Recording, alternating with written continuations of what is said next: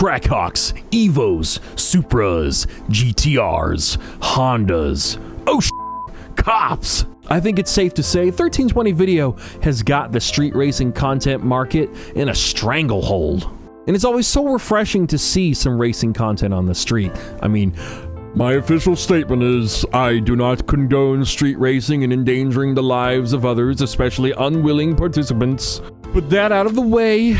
We're not talking about takeovers or anything stupid like that. You know, the people who call spinning out rollbacks. Jesus, that's embarrassing.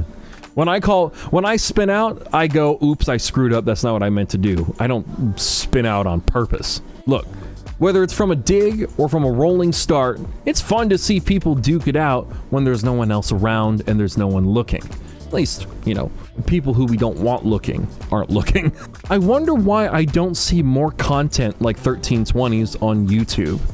Are people afraid they'll get demonetized because it's an illegal or dangerous activity? I don't think YouTube cares, as long as it brings in ad revenue. I'd like to consider myself a pretty safe driver. No accidents, no reckless behaviors, and well, why do I say no accidents twice in the script? Well, either way.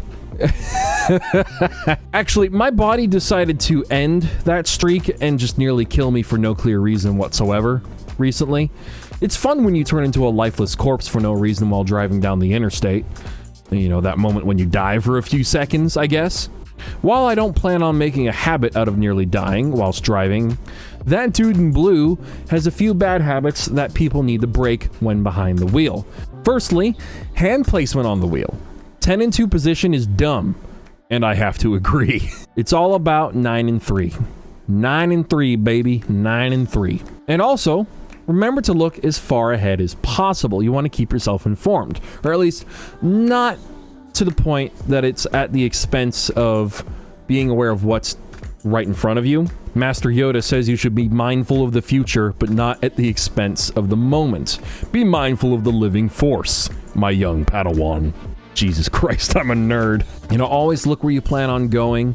Always look as far ahead so you can make informed decisions. It should be obvious, but apparently it's not.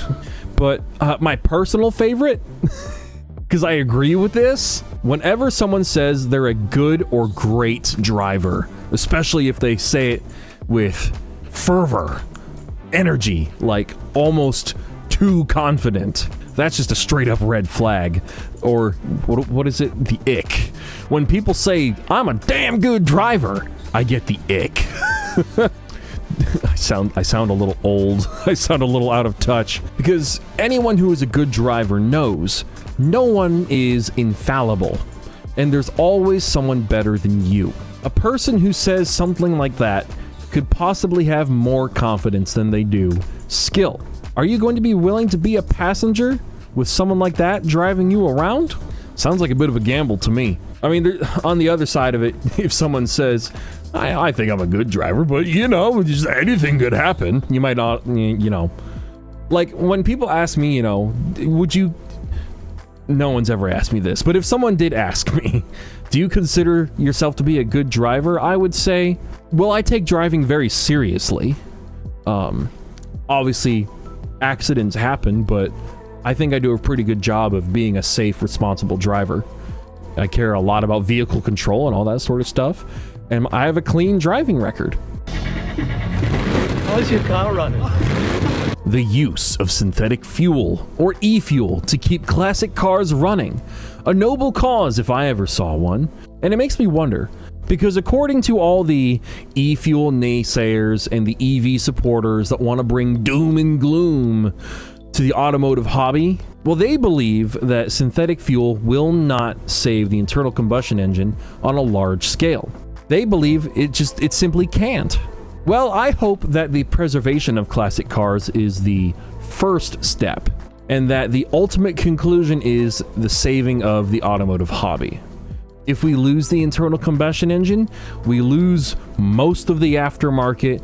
If we lose the sounds of the engines, we lose spectators at motorsport events, because no one wants to watch quiet cars zipping around with no No theater, no emotion, your chest not pounding with noise, or worse still, those Formula E cars that sound like dental drills.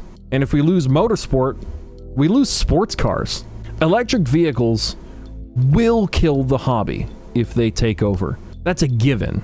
All for the sake of stroking the egos of politicians and their neophytes and allowing them to believe they're doing something for the environment at the expense of everyone else. They've got it into their heads that if they buy brand new cars and all these other nonsensical products, that they're saving the world.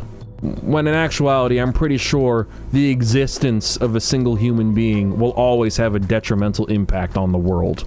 Unless if they're going out there and they're doing preservational work, protecting animals, protecting the Amazon rainforest, and all that sort of stuff. If you're still going to your 9 to 5 every day and you're just posting on Facebook and buying a Tesla and driving it back and forth every day, you're not saving the world. You're not saving anything. Your existence is still bad for the planet. Stop lying to yourself. So I went on a brief deep dive into luxury vehicles. And maybe it's because I'm not old enough, but so far, the most luxurious vehicle I'd ever want to own is an F90 M5. But what else did I look at?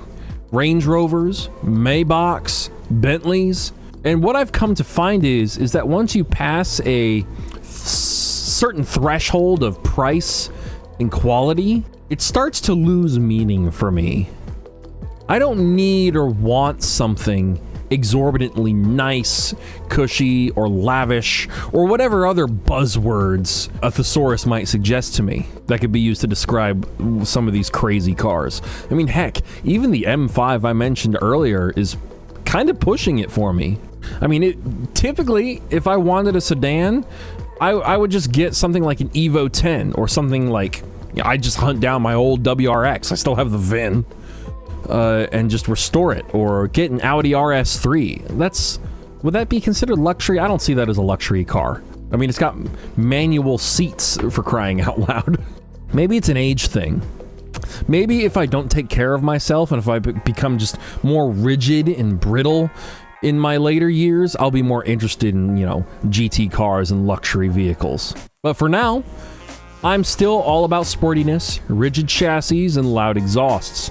But if you want to scratch the surface of this whole topic, then check out this Car Wow video comparing the Cullinan, Range Rover, Maybach, Bentayga, and the Escalade to see which is best. It was a fun rabbit hole to go down, but ultimately, not really my thing. Speaking of not my thing, Porsche, at least not usually. But it is finally time to settle a middle school argument I had. So John, my 6th grade classmate, get ready to be destroyed. I remember arguing with you about how to pronounce Porsche. You opted for Porsche, and I opted for Porsche, and you defended your stance pretty darn aggressively. You even insulted my intelligence. Well, unfortunately for you and your supposed intelligence, Porsche posted a video on their YouTube channel 7 years ago, probably just for you, to steer you back on the right path.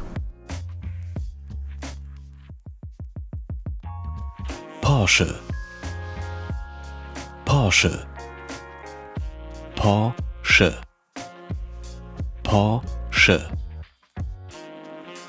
Now you know.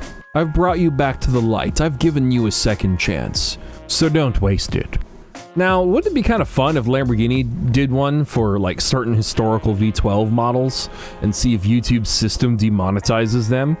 I mean, why would they do that? What's another car company that would be fun to do with? Just create a video showing people how to pronounce, all the model names, current and historical. That would be kind of interesting.